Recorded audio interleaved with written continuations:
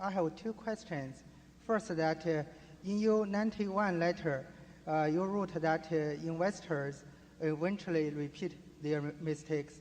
So what do you do to keep you from making the same mistake twice? And the second question is, in your 92 letter, you wrote that you attempt to deal with the problem of future earning in two ways.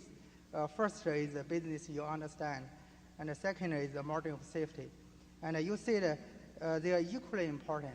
But if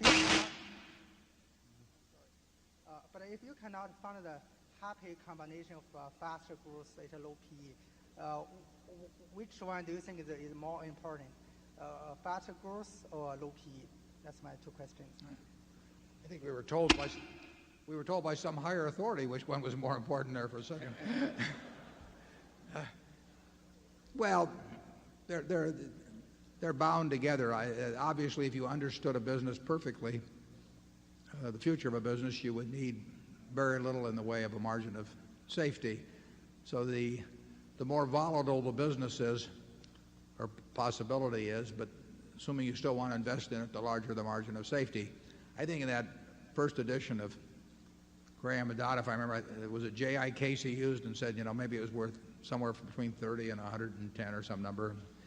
He said, well, that sounds pretty, how much good does that do you to know that it's worth between 30 and 110? Well, it does you some good if it's selling below 30 or above 110. And you need a large margin of safety. Well, if you're driving a truck across a bridge that says it holds 10,000 pounds and you've got a 9,800 pound vehicle, if the bridge is about 6 inches above the crevice that it covers, you may feel okay. But if it's over the Grand Canyon, you may feel you want a little larger margin of safety in terms of only driving a 4,000 pound truck or something across. So it depends on the nature of the underlying risk. We don't get the margin of safety now that we got in a 1973-4 period, for example. The biggest thing to do is understand the business. If you understand the business and get into the kind of businesses where surprises, by the nature, surprises are few. And we think we're largely in that type of business.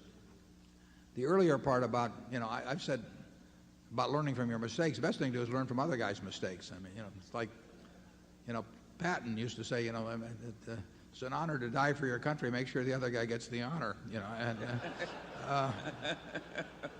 So our approach is really to try and learn vicariously, but there's a lot of mistakes that I've repeated. I can tell you that.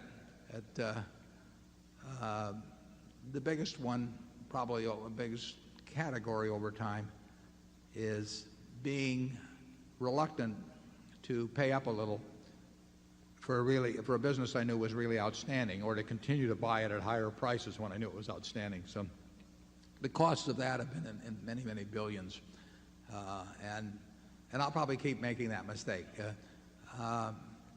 The mistakes are made when there are businesses you can understand and they're attractive and you don't do something about it. I don't worry at all about the mistakes that come about because when I met Bill Gates, I didn't buy Microsoft or something. That's not my game. But the mistakes are made when most of our mistakes have been mistakes of omission rather than commission. Charlie? Yeah, I think most people get very few what I call no-brainer opportunities, where it's just so damned obvious that this is going to work. And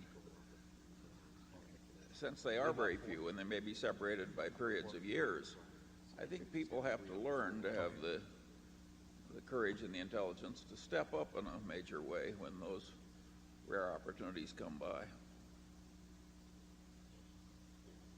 Yeah, you gotta be willing to take a really big bite, and it's crazy if you don't, and it's crazy if you dabble around at the edges so you're not prepared to take a big bite when the time comes.